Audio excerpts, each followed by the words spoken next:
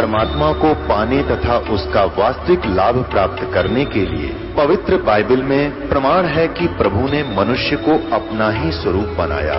6 दिन में सृष्टि रचकर 7वें दिन विश्राम किया। कुरान शरीफ में प्रमाण है कि हजरत मोहम्मद को खुदा स्वयं कह रहे हैं कि मैंने तुम्हें उस परमात्मा की महिमा बताने के लिए भेजा है। वो परमात्मा कबीर है जिसने 6 दिन में सृष्टि रची तथा 7वें दिन तख्त पर जा विराजा। उसकी खबर किसी बाखबर से पूछकर तो देखो। कृपया अवश्य सुनिए जगत गुरु तत्वदर्शी संत रामपाल जी महाराज के अमृत वचन। ये गीता जी सुनाऊं आपने आज में। और स्वयं भगवान ने ब्रजवासियों की ओछी उपासना छुटाई, इंद्र की भी पूजा बंद करवा दी जो कि देवताओं का राजा था, और फिर कहा कि उस परमात्मा का भजन करा करो भाई। अब नादानों ने फिर वो गोवर्धन पूजन कहला दिए, वो पत्थर कहला दिए, नो इसकी चक्कर काटो। भगवान का तुम गीता जी को इतना अनमोल शास्त्र समझते हो तो भाई इसका अनुसरण भी करा करो बीरा। और गीता जी कब लिखी गई थी कि जब अर्जुन ने युद्ध करना बंद मना कर दिया था। क्या कहा भगवान ने कहा कि अर्जुन तू लड़ाई कर ले। ये निरंजन भगवान बोला, उसमें कृष्ण जी नहीं बोल रहे थे। आपको प्रमाण बताता हूं, उनमें लिखा, उन्होंने बताया, भगवान कृष्ण अर्जुन को बता रहे हैं। अर्जुन ने, कृष्ण जी ने अर्जुन को, मतलब आप कृष्ण कहते हो क्योंकि यहाँ कृष्ण के आधार पर चलना पड़ेगा, परंतु उसमें निरंजन जी बोल रहे थे। कृष्ण जी कह रहे हैं कि अर्जुन भाई तू लड़ाई करने क्यों मना करता है? इसलिए कि तू इनको मारकर पाप का भागी होगा।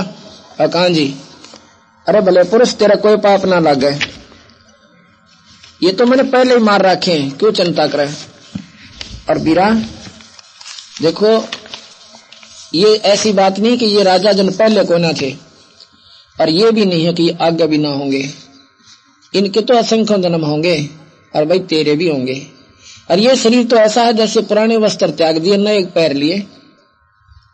ये तो इतना ही है, और तुम्हें कोई पाप नहीं लगे तो निष्काम भाव है और लड़ाई कर ले। अर्जुन तेरे मेरे असंख्य जन्म हो लिए, तुझे ज्ञान नहीं, मुझे जानकारी है। और बिना जन्म मरण जीव का मिटा नहीं। कहने का भाव है कि भगवान कृष्ण की बातों का अर्जुन ने कति अमल नहीं किया, और आखिर तक कहते रहते हैं कि देखो जी मेरे तो बस का कौन है। उसने उनके मन के अज्ञान अंधेरे को हटाने के लिए भगवान कृष्ण जी ने क्या कहा, अपना विराट रूप दिखाया। विराट रूप दिखाया। उसमें क्या दिखाते हैं कि देख, वो निरंजन ने अपना स्वरूप दिखाया 1000 भुजा वाले भगवान का। 1000 भुजा वाले भगवान का अपना प्रमाण दिया। जब कति लड़न से बंद हो नाट जाता है, विराट रूप धारण करते हैं और कहता देख भाई ये सभी राजा लोग मेरे द्वारा मार दिए गए हैं, अब तू तो नायक चिंता करा भाई, तुझे कोई पाप नहीं लगेगा, तू एक बार लड़ाई कर ले। अर्जुन कति नाट जाता है कि जी मेरे बस का कौन है। उसमें क्या करते हैं भगवान कृष्ण यानी निरंजन उस प्रवेश करके विराट रूप दिखाते हैं। अर्जुन भयभीत हो जाता है, इतना डर जाता है कि कांपन लाग जाता है और कहता है भगवान अपने इस रूप में वापस कर ले, मेरा तो कालजा पाटन हो गया और मुझे डर बहुत लग रहा है। उसने वो क्या कहते हैं भगवान कृष्ण को अर्जुन कि आपके ये पहले ना देखे हुए रूप को देखकर मेरा दिल अति घबरा रहा है और सभी लोग व्याकुल हो रहे हैं, आप अपने स्वरूप में आ जाइए, मैं युद्ध कर लूंगा। यहां पर भगवान कबीर साहब कहते हैं धर्मदास अर्जुन ज्ञान गुण तक हो ना माना, वो तो डर गया इतना कि भाई ना लड़ेगा तो यूं मारेगा। इतनी बूंदी शकल देख के वही कालजा पाट गया उसका। और देखे सारे के सारे प्रजा और देश सब के सब उसके मुंह में समा रहे हैं और बाहर जा रहे हैं। इस पर उसने युद्ध करना स्वीकार कर लिया। गीता जी के 11वें अध्याय के श्लोक नंबर 23, 24, 35, 45 और 46 में निरंजन होने का प्रमाण आपको बताते हैं। हे महाभाव घनी भुजाओं वाले, हे महाभाव बहुत मुख नेत्रों वाले तथा हाथ जाड़ों वाले, पैरों वाले, बहुत उदरों वाले, बहुत सी दाढ़ों के कारण आप अत्यंत विकराल महान रूप को देखकर आपके सब लोग व्याकुल हो रहे हैं, मैं भी व्याकुल हो रहा हूं। ये 23वें श्लोक का अनुवाद सुनाया सबने आपको, 11वें अध्याय का 23वां श्लोक। फिर 24वां सुनो। क्योंकि हे विष्णु आकाश को स्पर्श करने वाले दीप्तिमान अनेक वर्णों से युक्त तथा फैले हुए मुख और प्रकाशमान विशाल नेत्रों से युक्त आपको देखकर मैं भयभीत अंतःकरण वाला धीरज नहीं धर रहा हूँ, मुझे शांति नहीं हो रही है, घना डरा हुआ हूँ। 35वें श्लोक में संजय बोले, केशव भगवान के इस वचन को सुनकर मुकुटधारी अर्जुन हाथ जोड़कर कांपता हुआ नमस्कार करके फिर भी अत्यंत भयभीत होकर प्रणाम करके भगवान श्री कृष्ण के प्रति गदगद वाणी बोला। क्या बोला?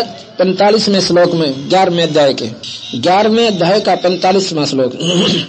मैं पहले न देखे हुए आपके इस आश्चर्यमय रूप को देखकर हर्षित हो रहा हूँ। एक जगह कहता है मैं डर रहा हूँ, अब कहते हैं मैं खुश हो रहा हूँ, और मेरा मन भय से अति व्याकुल भी हो रहा है। अब डरता हुआ आदमी खुश तो करो है, अर्थात इतना भयभीत हो गया कि उसने नो बिना विरह तो बोल रहा सर, और क्या रहा है, मेरा मन अति भय से व्याकुल हो रहा है, इसलिए आप उस अपने चतुर्भुज विष्णु रूप को मुझे दिखलाइए। आप अपने उसी विष्णु रूप में आइए, 4 भुजा वाले में। ये घनी भुजा वाला देखकर मेरा दिल कांपा है। वो कौन था? वो ज्योत निरंजन भगवान 1000 भुजा के भगवान है।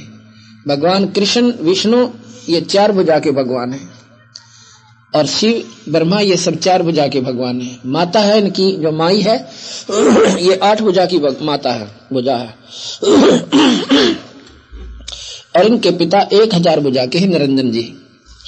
46वें श्लोक में कति साफ कर दिया, मैं वैसे ही आपको मुकुट धारण किए हुए गदा और चक्र हाथ में लिए हुए देखना चाहता हूं, इसलिए हे विश्वरूप, हे सहस्राबाहो, सहस्राबाहो, सहस्राबाहो का मतलब है 1000 भुजा वाले, सहस्र माने 1000, 1000 भुजा वाले आप उसी चतुर्भुज रूप में प्रकट होइए। अब ये विचार कीजिए, भगवान कृष्ण की शरीर में ज्योत निरंजन प्रवेश किया नहीं, भगवान कृष्ण लड़ाई नहीं होने दो, ये गारंटी की बात है। अब बात करें कि भगवान कृष्ण ने उपदेश दिया कि अक्षत्री का धर्म नहीं, युद्ध से भाग जा, रण छोड़ दे। ऐसा उपदेश अगर देने के लिए लड़ाई कराते तो स्वयं रण छोड़कर नहीं भागते, वो भी अक्षत्री थे। एक बार काल्यवन ने मथुरा पर चढ़ाई कर दी और 18 करोड़ सेना लेकर, कृष्ण जी का डोत नहीं था लड़ाई का, इतनी नहीं लड़ सकता था। ये मेरे पास शास्त्र लिखे हुए रखे हुए हैं।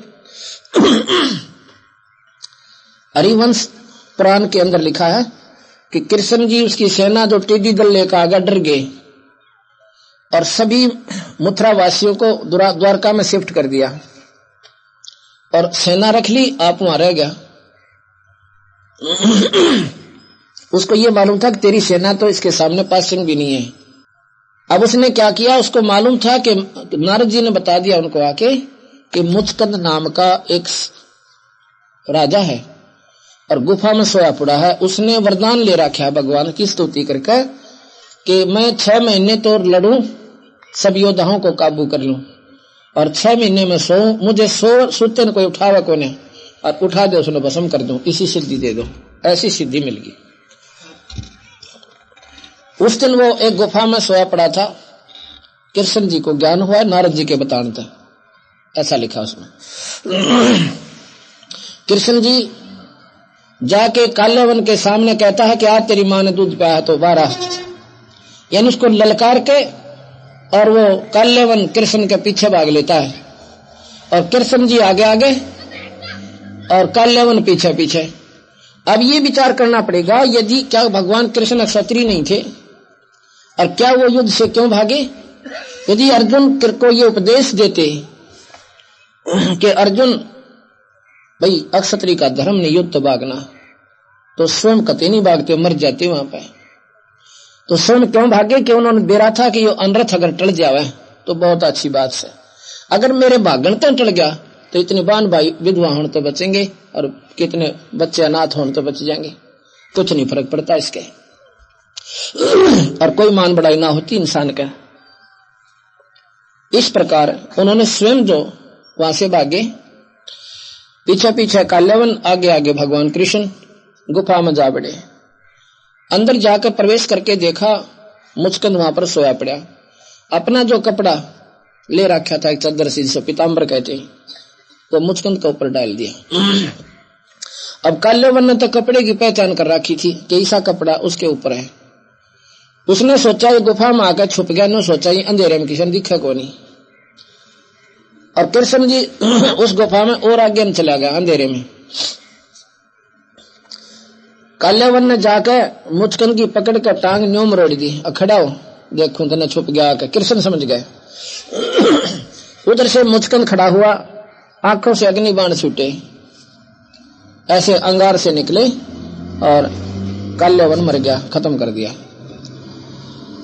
अब कृष्ण जी ने, अब वो तो क्योंकि सूता उठता था, फिर नींद के नशे में उस आशीर्वाद बस फिर खराटे भरने लग गया, सो गया उसने मार के मुचकंद को, काल्यावन को मुचकंद। तो कृष्ण जी ने पकड़ कर उसके हाथ काल्यावन के लाश के और घींच लाया गुफा तो बाहर, और लाकर उनकी सेना के सामने पटक दिया।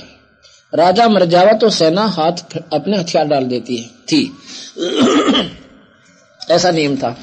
तो उससे काल्यावन मारा गया, सेना वापस चली गई, और कृष्ण जी अपने द्वारका में आकर रहने लगे। मथुरा भी छोड़ा इन बेकूफा के डरते कि रोजाना कभी शिशुपाल चढ़ रहा है, कौन जरासिंह लाठी ठा रहा है, कदे काल्यावन आ गया, इन बेकूफा का कल को नहीं, मैं क्यों पागल हुआ इनकी गेला। तो वहां त्याग के उसको अपने वहां पर रहने लगे, द्वारका में नई द्वारका बनाकर नगरी समुद्र में। द्वारिका, द्वारिका एक द्वार की नगरी, चारों तरफ समुद्र, तीन तरफ एक रास्ता था उसमें प्रवेश करने का। उस पर भगवान कृष्ण ने सारी सेना को वहां पर डांट दिया कि मान ले को बुद्धि भ्रष्ट आवेगा राजा लड़न की खातर तो यहां से उनका सामना इकट्ठा कर लेंगे, चारों तरफ से आक्रमण होने तो बच जाएंगे। तो वहां पर बाकी समय भगवान कृष्ण ने व्यतीत किया। अब उसके बाद भगवान कृष्ण को क्या संज्ञा दी गई कि बोलो रण छोड़ भगवान की जय। बता, उस भगवान ने तो जो भी कुछ कर दिया उसकी जय, रण छोड़ भगवान की जय। अर्जुन को तो कायर कह रहे हैं, अर्जुन भी छोड़ कर बाज गए, फिर भी उसकी जय। भाई युद्ध में बाजे बाजनीय की जय, जितनी की जय बोला करते ही बाजनीय की भी जय। कहने का भाव यह है कि हमने ना बेरा, हम फिर उसके ऊपर इतने आश्रित हो गए भगवान कृष्ण पर, वो जो सोले काम करे अर्थ ओले करे, उसकी जय बोलनी है बोलनी।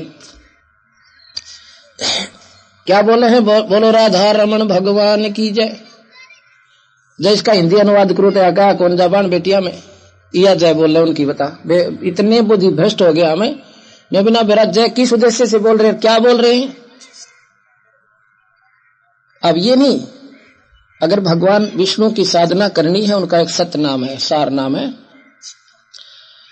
और वो नाम जब से है जब कृष्ण भी नहीं था, राम भी नहीं थे। चलो अब कहा कि भगवान रण छोड़कर भागे, युद्ध से भागे क्षत्रिय होकर, तो फिर भी बोलो रण छोड़ भगवान की जय।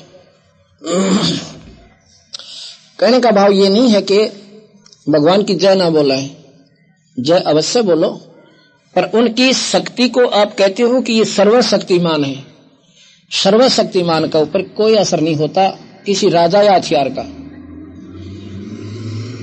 अब क्या होता है, धर्मदास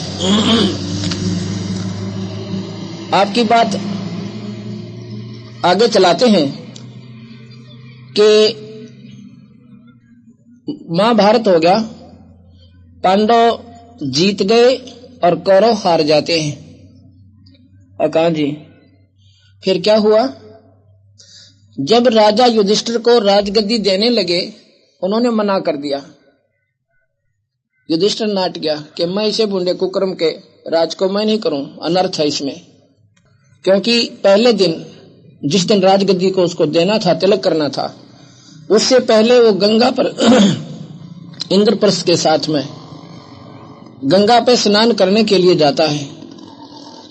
स्नान करके जाता है तो वहां देखे अपने ही कुल के दुर्योधन, दुशासन और उनके भाइयों की पत्नियां विधवा होकर वहां चूड़ी फोड़ रही थी और हाहाकार कर रही थी और 100 गालियां दे रही थी हमारे को।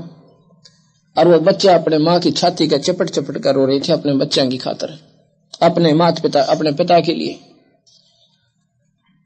कृष्ण जी ने कहा कि युधिष्ठिर, अब तुम राजगद्दी को प्राप्त करो, तुम्हारा विजय हुई, राज लो। युधिष्ठिर नाट गया कि भगवान इसे बूढ़े पाप के राज ने आपा को नहीं करें। कृष्ण कहने लगा, भाई देखो, अगर राजा अब राजगद्दी नहीं प्राप्त करेगा तो कौन करेगा इसको?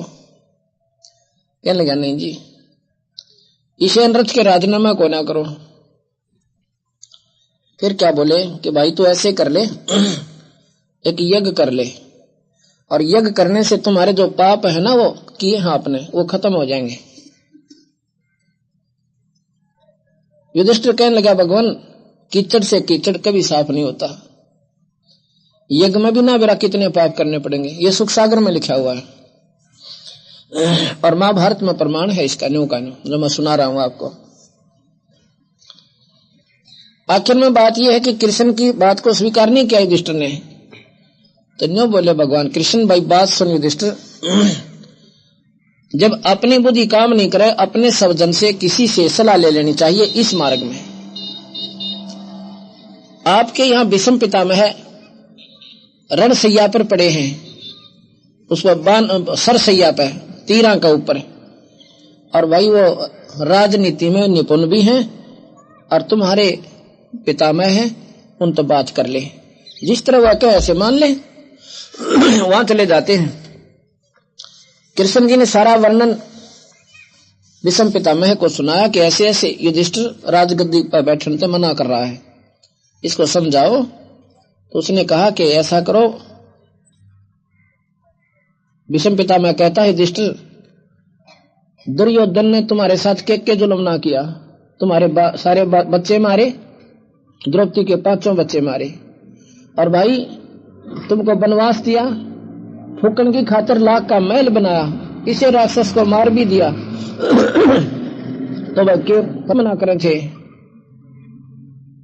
लेकिन 3-4 ऋषि और बुलाए कृष्ण जी ने, उन्होंने कहा युधिष्ठिर कोई फर्क नहीं पड़ता, यज्ञ करने से पाप नष्ट हो जाते हैं।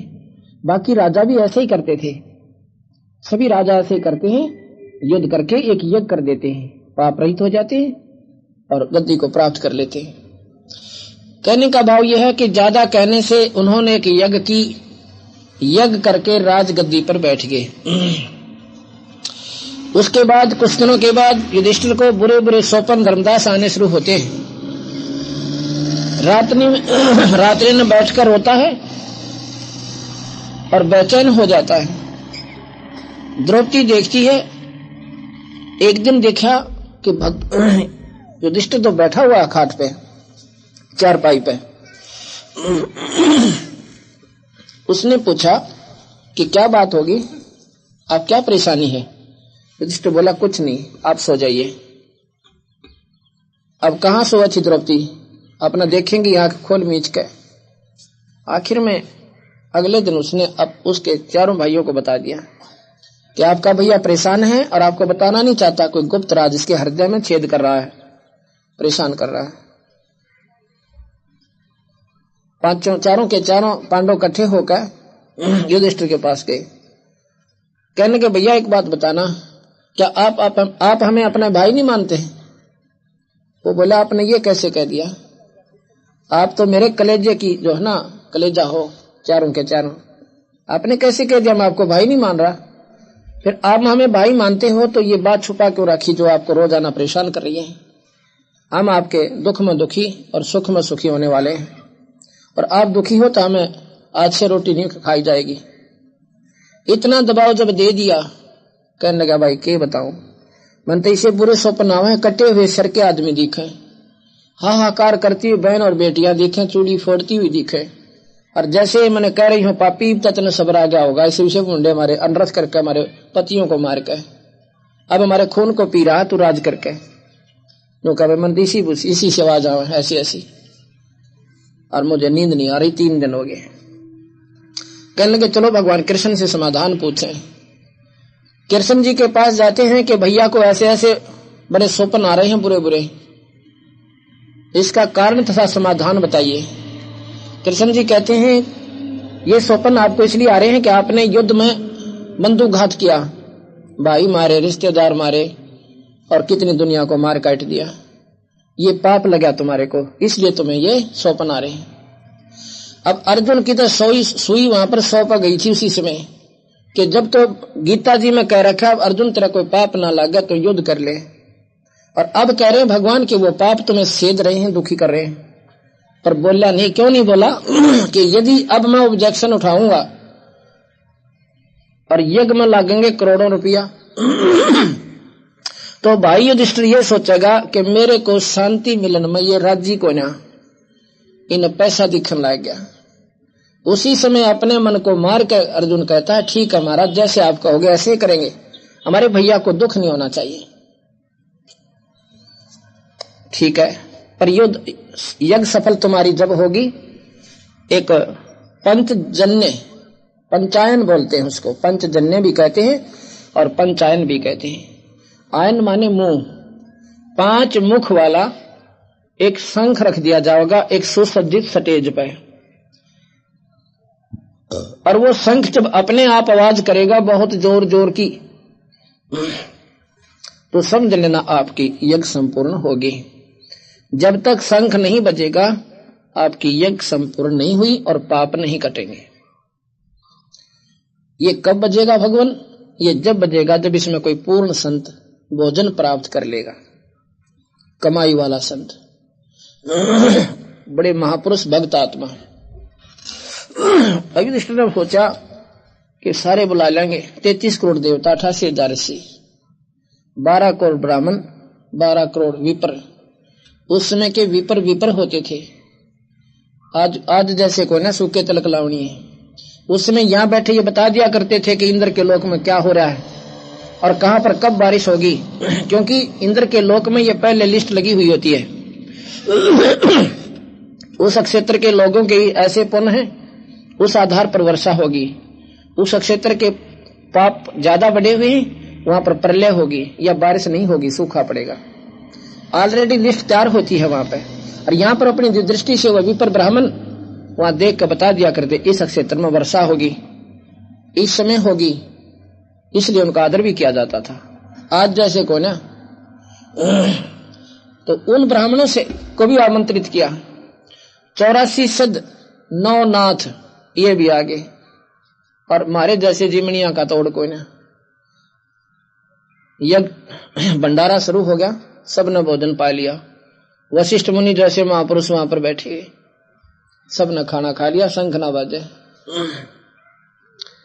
युधिष्ठिर कहने लगा भगवान हम तो घने पापी है ना, मैं तो पहले कहूं था, हमारे घने पाप हो रहे महाराज जी, इतने जुल्म कर रखे।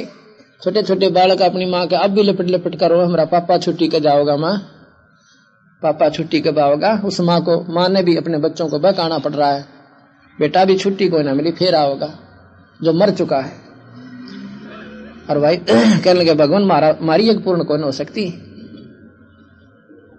नो बोला भाई, कृष्ण जी बोले कि इनमें कोई संत नहीं है, ये भक्ति अधिकारी आत्मा नहीं है जो अपना दिखे इसे मोटे मोटे। इसे मंडलेश्वर जिनकी बहुत चर्चा वहां पर होती थी, अब इस बात का युधिष्ठिर का विश्वास ना हुआ कि इसे ऐसे ऐसे महापुरुष 88,000 ऋषि विश्वामित्र कैसे बैठे, वशिष्ठ मुनि जैसे, और 9 नाथ 84 सद जो कि यहाँ की सुप्रीम पावर थी वह भी बैठी, और ब्रह्मा विष्णु महेश ने भी आकर गुप्त रूप में वहां पर भोजन खा लिया। तो कहने लगे भाई बात बताऊं तेरे ते, ये जितने भी महापुरुष बैठे हैं ना, ये भक्ति अधिकारी को ना, ये तो मान बढ़ाई के भूखे हैं, किसी ने सिद्धि कर रखी है, वो उस तो फालतू कर रहा है। किसी के पास 2 सिद्धि है, किसी पे 3 है, किसी पे 4 है तो किसी पे 5 है, जिस पे 8 है वो आडांडी पाक रहा है। महाराज कहते हैं ये सिद्धि तो नरक में ले जाने की होती है, और हम जो नाम देते हैं उसमें 24 सिद्धि आ जाती है। एक सिद्धि आकाश से उड़ जाई, एक सिद्धि जल पैर न लाई, एक सिद्धि कुछ खावा ना पीवे, एक सिद्धि जो बहुत दुख दीवे, एक सिद्धि तन हंस निहारा, एक सिद्धि नितत विचारा। इस प्रकार इन 24 को ना मनचावे, सो हंसा सतलोक सदावे, परासिद्धि पूर्ण पटरानी और सतलोक की कौ निशानी। ये 24 सिद्धियां भी जिसमें आ जाए उसको भी देखा भी नहीं तो वो हंस ऊपर जागा। ये तो सारे नरक के बागी हैं। युधिष्ठिर ने बुंडा सा मुंह बना लिया, माड़ा सा मुंह करके कहने लगे भगवान पीछे महापुरुषों आप क्या कह रहे हो? वशिष्ठ मुनि जैसी नेक आत्मा और ये 9 नाथ 9 योगेश्वर आकाश मार्ग में चल रहे हैं। कृष्ण जी बोला ले भाई अपने संशय हटा ले। एक बार यूं किया था सबकी तरफ, वो बैठे स्टेजा पर ऊंची ऊंचियां पे, अरीब देख इनकी शकल है। क्या देखा? किसी का बंदर का मुंह लाग रहा, कोई सांप का मुंह बन गया, कोई गधा बन रहा, कोई कुत्ते का मुंह। कहता ये 84 में जाएंगे सारे के सारे। गरीबदास जी भी ये कहते हैं कि 33 पर तलब है, कोई बकरा कोई बो के, ये 33 करोड़ देवता भी गधे बनेंगे आखिर में आकर, और तब इनको साधना और साधक माने बैठे हो।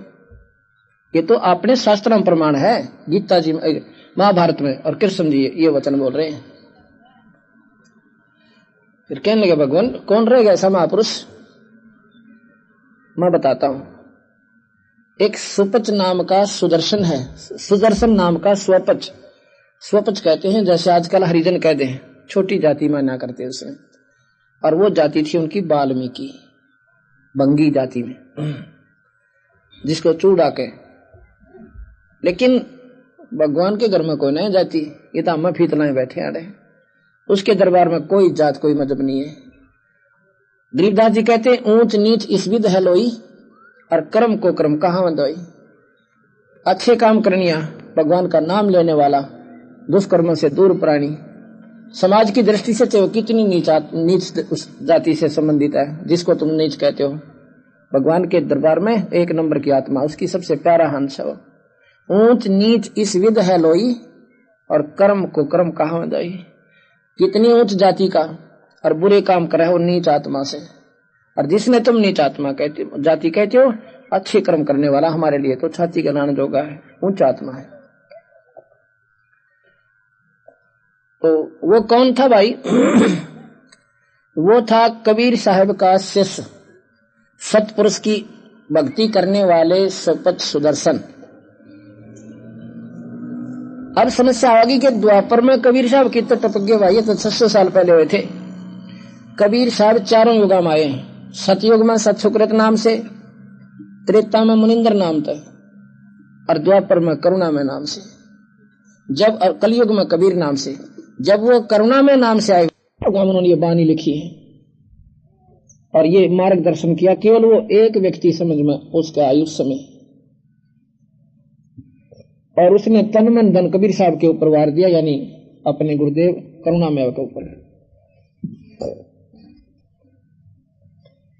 और सतनाम सार नाम की जाप करता था। उसमें इतनी शक्ति आ गई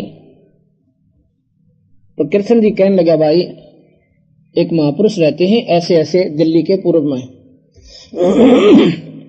उनको लाओ बुला के।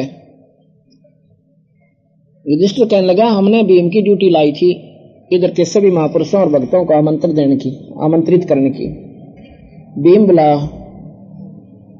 कहने लगे भाई भीम आप इधर वो एक महापुरुष बताओ भगवान कृष्ण, क्या उसको आमंत्रित नहीं करता है?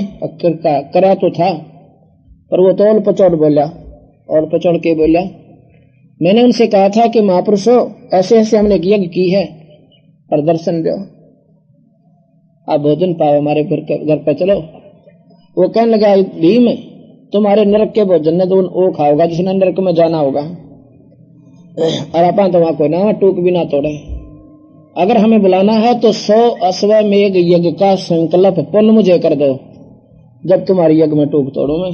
पीछे बूंदे कुकर्म के अन्न को और खा के कौन नरक में जा भाई। वो बहन बेटियां अब भी उनके आंसू भी ना सूखी हैं और तुम राज का भोग भोग रहे हो, पीछे बूंदे कुकर्म का। भीम अपना चुप करके ने बोला तेरा मन करता जाइए, कि उसने सोचा ये बड़ी पूछा के महात्मा होगा, और इसे इसे बैठे वहां पर महापुरुष जिसको दुनिया गीत गावे। जो बोला नहाना होता है ना, और नहाना तुम्हें चाहिए, पहली तो हम यज्ञ कर रहे हैं, दूसरी और 100 यज्ञ का फल तुझे कहां से देंगे हम। चलो भाई कह के मैं तो जिन्नू आ गया। और ने बोला वो तो गलत इतना बोला, अगर आपका डरना होता ना कूट का हूं मैं।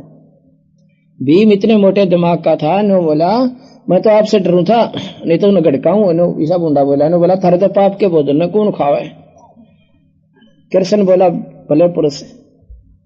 कृष्ण जी कहने लगे तेने बोलने का भी सूर कोई ना, संतां के प्रति इतना गंत बोला करे, ये विचार भी तुझे दुख दे देंगे जो संत के प्रति तेने इतना माड़ा विचार लिया से। वो परमात्मा है भाई, और भले पुरुष तुमने मेरे को आगे बताना था, इसका समाधान करते कुछ ना कुछ संत को बुलाने का। ने बोला जी ठीक सर। कृष्ण जी बोले पांचों मेरे साथ चलो नंगे पैरा,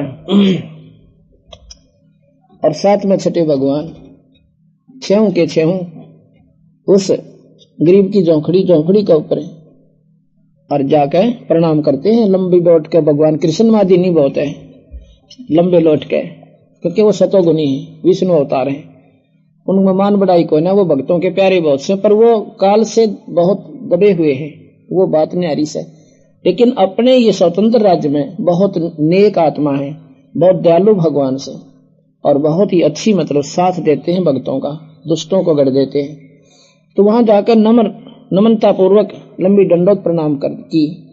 तो जब कृष्ण जी ने दंडोत प्रणाम की तब पांडव कितने थे, उन भी सारे के सारे दंडोत प्रणाम करना पड़ा।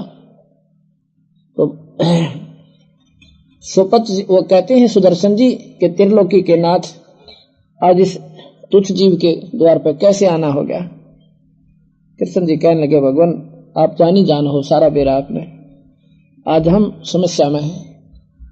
इन्होंने ऐसे यज्ञ की है, यज्ञ संपूर्ण नहीं हो रही, और आपके बिना मालिक कौन करनी है उसने, एक बार दर्शन देने पड़ेंगे। कहने लगा भाई चल तो मैं पढ़ो, पर मेरी शर्त मैंने इस भगत जी को, क्यों वो भीम जी को विषा ठोड़ा न्यारा पिछड़न में, कि इस भगत जी से मैंने कहा था वो शर्त मेरी पूरी कर दो तब चालो।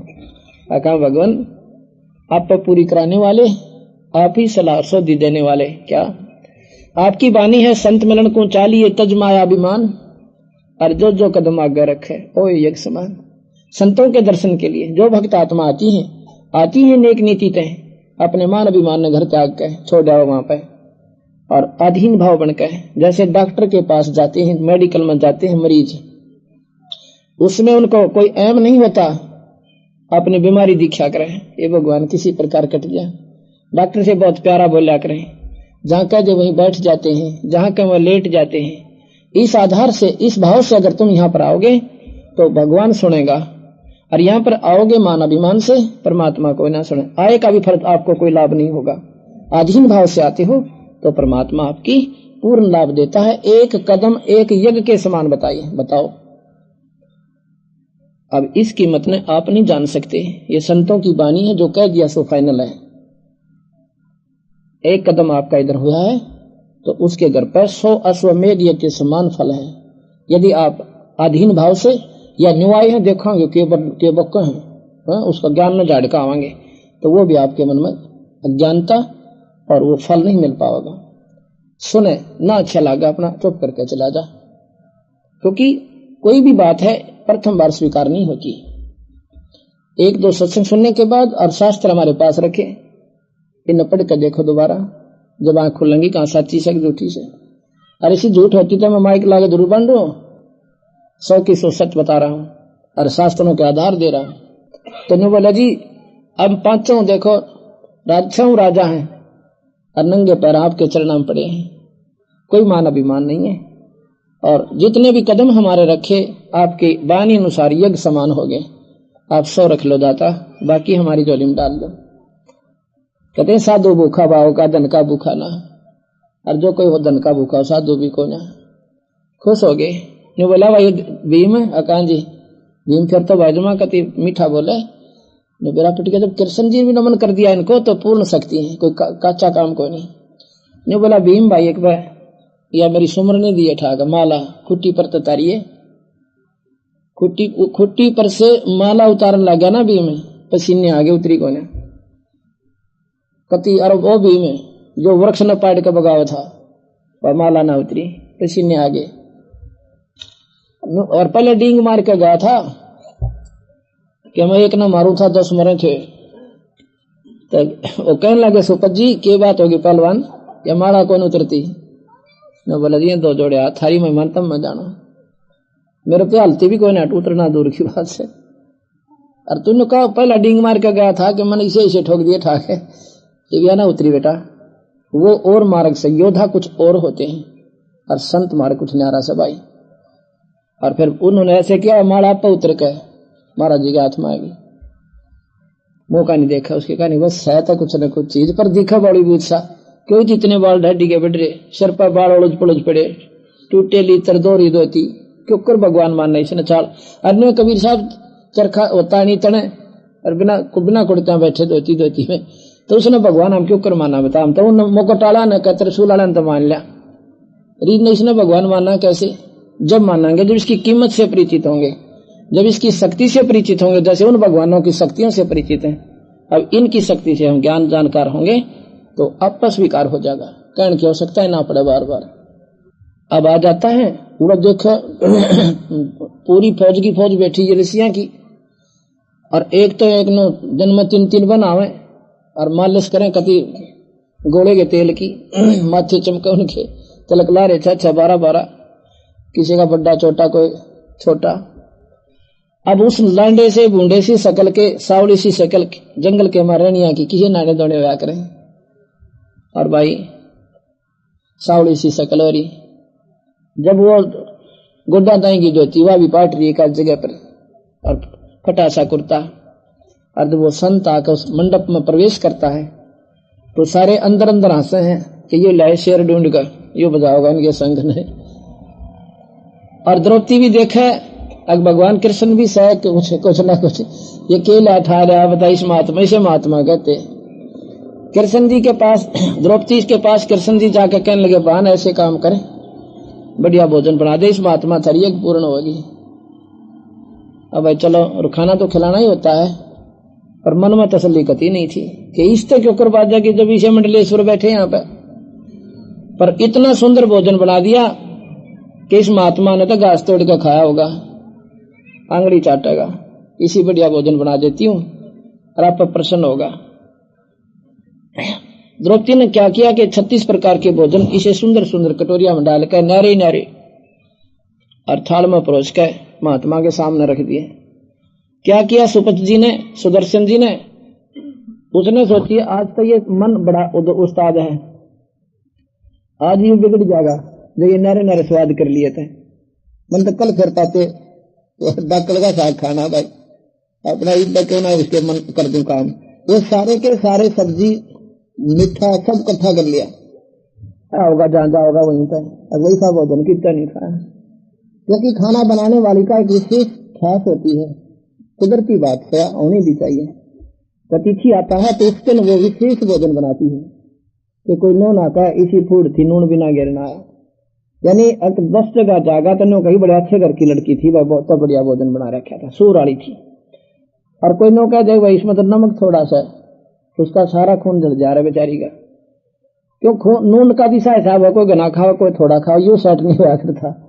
तो उसका नो हो जाकर देख इसने भोजन बिसरा दिया मेरा, तय बता की कमी बन गई थी, मन तो बहुत अच्छा बनाया था, उसका दिल टूटे। तो संत कभी नहीं कहते जो मिल गया खाकर और सराह करें वाह बेटी ऐसा भोजन तो हमने कदे देखा है कोई नहीं, उसका मन राजी रहे प्रसन्न रहे। तो उसने वो इकट्ठा करके खाया।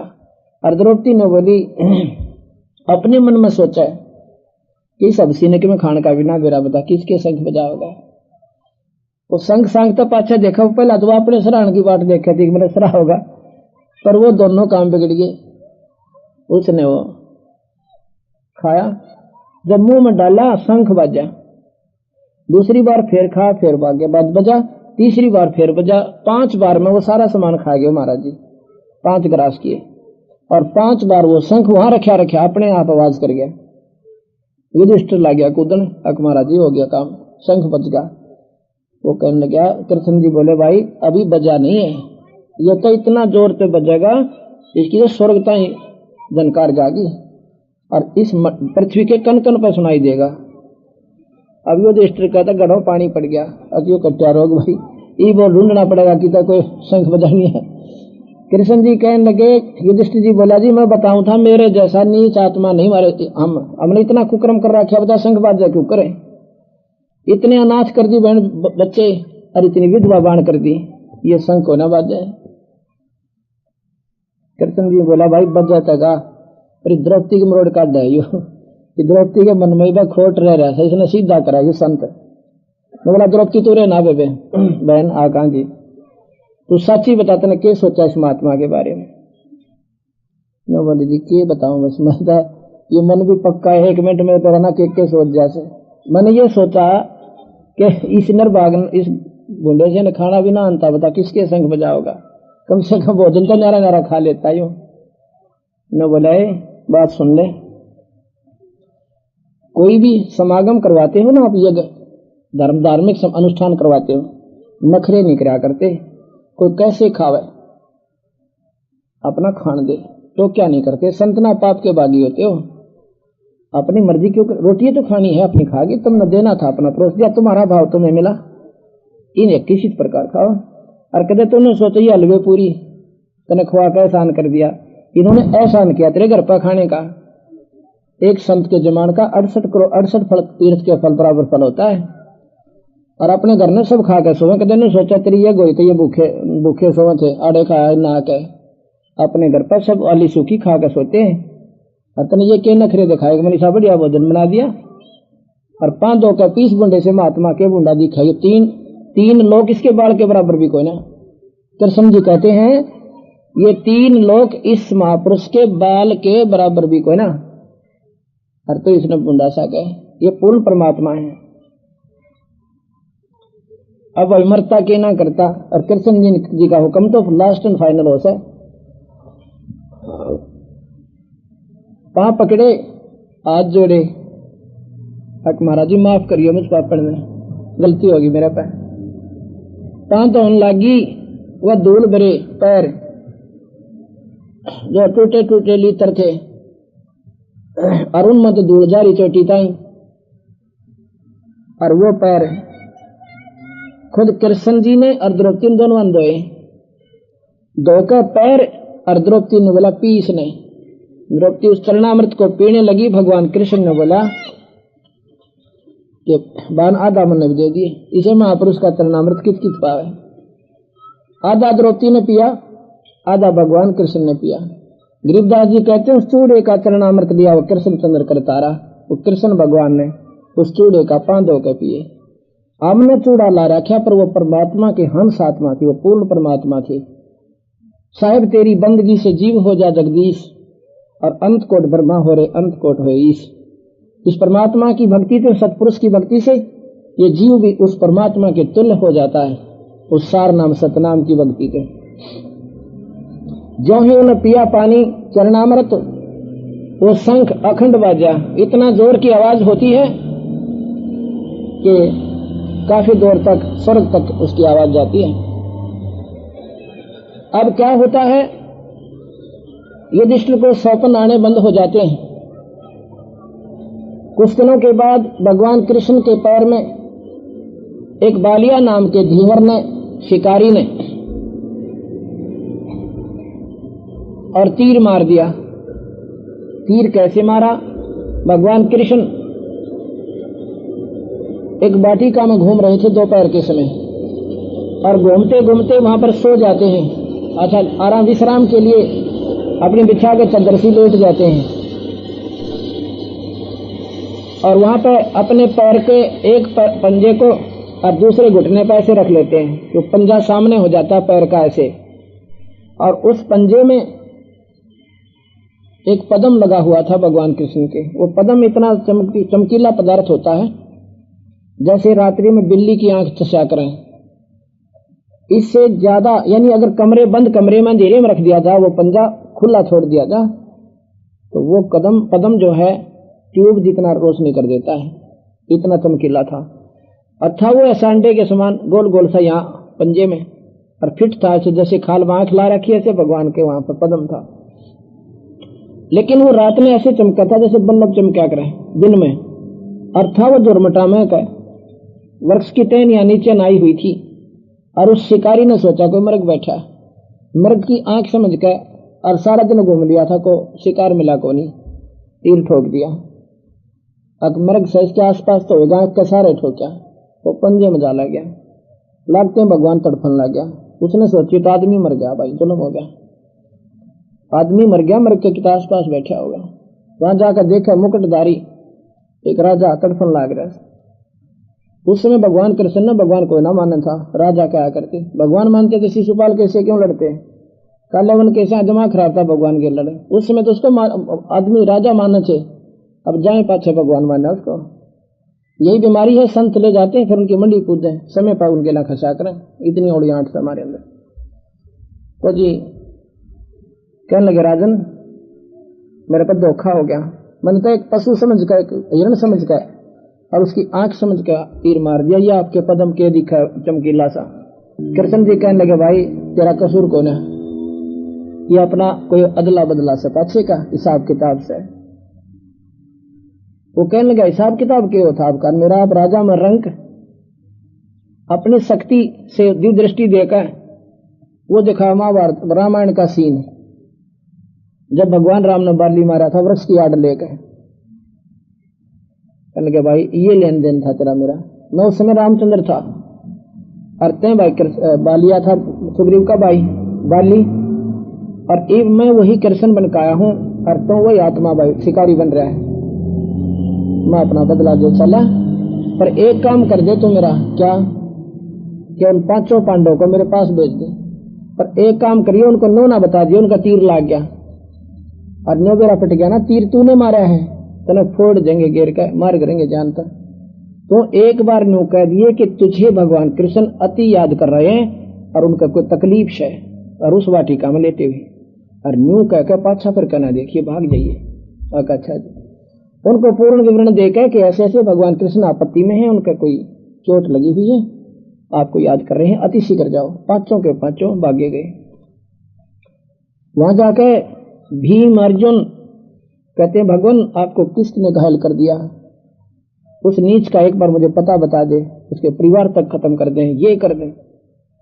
कृष्ण जी बोला मन ने ना मेरा कौन मार गया, तो महाराम तो मेरी बात सुनो, जो होनी थी वह होली, मैं जा रहा हूं अपने लोक को स्वर्ग लोक में, पर बीरा तुम मेरे सबसे प्यारे हो, तुम्हें एक विशेष बात बताना चाहता हूं, जो स्वीकार करोगे तो।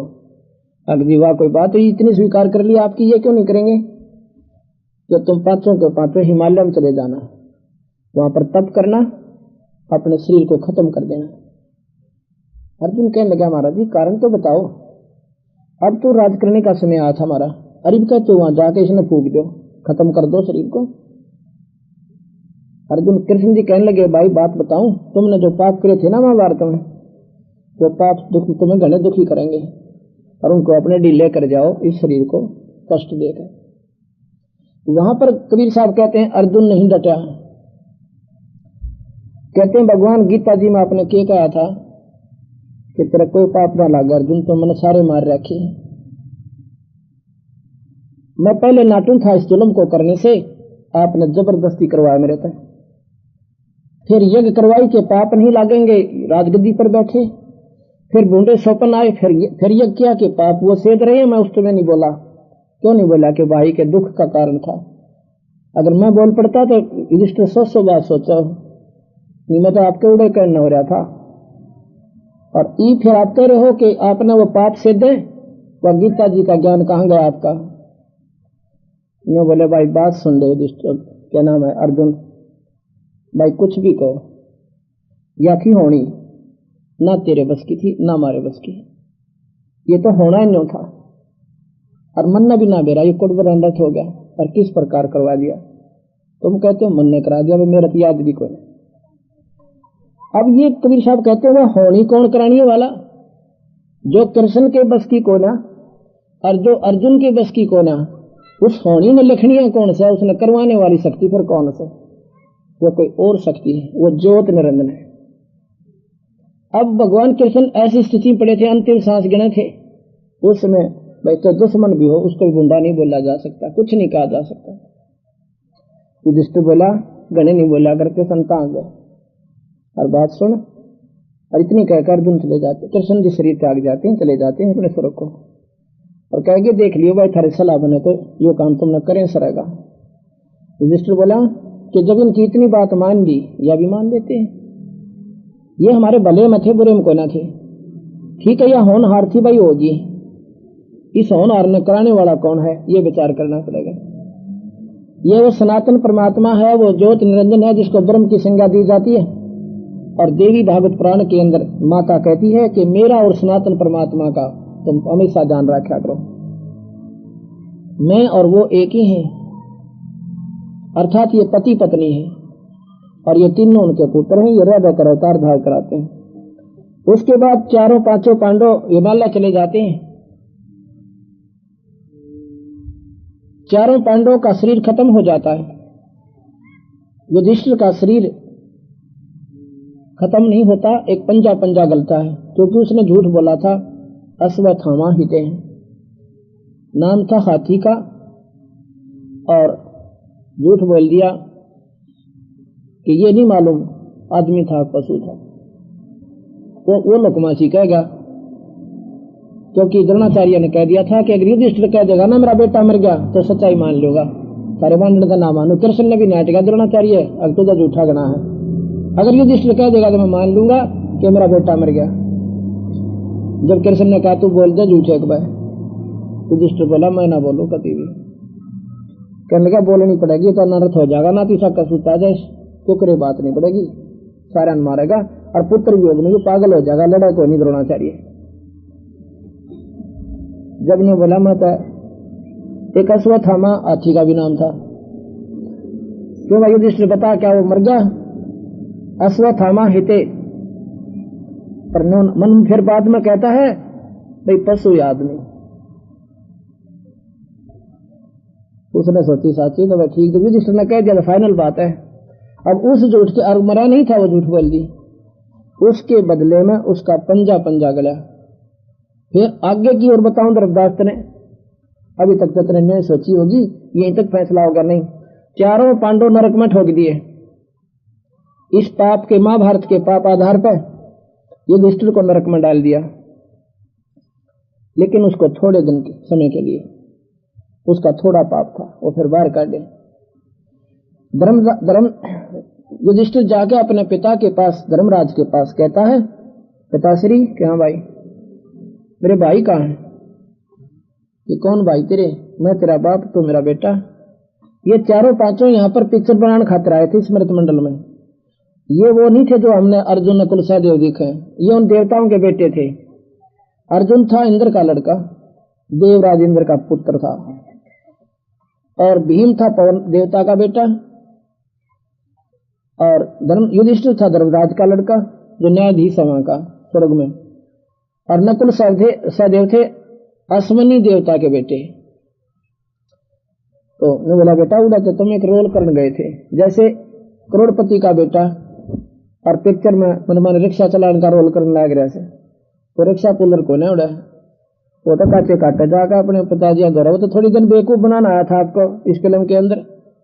ये तो वहां उन देवताओं के बेटे थे और विशेष वहां पर गुणी थे इनमें, इसलिए यहाँ पर एक फिल्म बना गए महाभारत, इसने तुम देखे जाइयो, पल्ले कुछ भी ना पढ़ना आपके।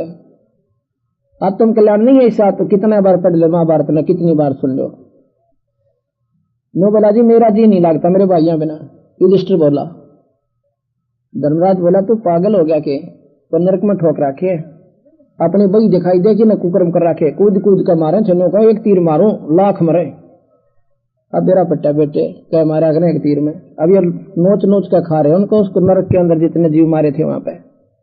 और गीता जी में लिख रखा था पाप को लागे। अब ये बात विचार में आऊंगी जब समझ में आओगी कबीर साहब की कहानी।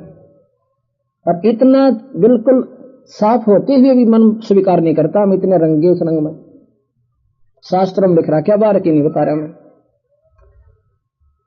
ना माना हट कर दी युधिष्ठिर ने। धर्मराज बोला भाई ठीक से, पर एक काम करना पड़ेगा। क्या? आपने अपने पुण्य देने पड़ेंगे तब वो नरक से। धर्मराज कहने लगे अपने पुत्र युधिष्ठिर से, कहने लगे भाई तेने अपने पुण्य देने पड़ेंगे जब वो चारों के चारों पाप से बाहर आओगे नरक से। वो मोह बस इतना कायल हो गया, मैं बोला जी मैं तो अपने पुण्य दे दूंगा पर मेरा उन बिना मन नहीं लगता। तो उसने अपने पुण्य संकल्प कर दिए कुछ, उनके आधार पर चारों पांडवों को बाहर निकाला, अर्जुन, नकुल, सहदेव और भीम को, और चारों के चारों अपने भाई के चारों तरफ चपट कर बुरी तरह रोने लगे। कहते हैं युधिष्ठिर मेरी एक नहीं मानी अर्जुन कृष्ण जी ने, मैं नाट्या बतेरा कि युद्ध नहीं करना चाहते हैं, पर मुझे इतना डरा दिया, इतना भयभीत कर दिया कि मैंने युद्ध करना पड़ा। युधिष्ठिर बोला भाई जो बात बीत गई उसका क्या पश्चाताप करा करें, होगी होगी थोड़ी दिन बात आने, आओ तुम मेरे साथ। धर्मराज के दरबार में आ गए। अब ये पुण्य दे दिए युधिष्ठिर ने, ये सोचना विचार करना, और जो चारों पांडव थे बाहर आगे नरक छुटवा दिया, लेकिन वो पाप नहीं कटे अभी भी। जब तक ये पुण्य रहेंगे उसके दिए हुए तब तक तो रहेंगे वो स्वर्ग में, उसके बाद वो नरक भोगने के लिए बाकी जो के तो पाप है वो फिर भोगने पड़ेंगे। यहाँ पर दोनों कर्म भोगे हैं, पुण्य स्वर्ग में, पाप नरक में, कटा नहीं करते, ये कर्म नहीं कटते। भगवान विष्णु के कर्म नहीं कटे जब उन्हें त्रेता युग में बाली मारा, और वो कर्म उन्होंने कृष्ण बनकर भोगना पड़ा, काटना पड़ा, भोगना पड़ा, कटा नहीं। तो महाराज कहते हैं गरीबदास जी तुम कौन राम का जब तेजापम अर्थात कटे ना तीनों तापम, तुम किन भगवानों का आश्रय ले रखा जिनसे तुम्हारे तीन ताप भी नहीं कट सकते। तीन ताप के अंतर्गत कौन आता है? श्राप दे देना, किसी को श्राप दे देना, किसी के ऊपर कोई देव रुष्ट हो जाना, देव प्रकोप हो जाना, किसी के द्वारा छू मंत्र करवा देना, ये तीन ताप के अंतर्गत होते हैं।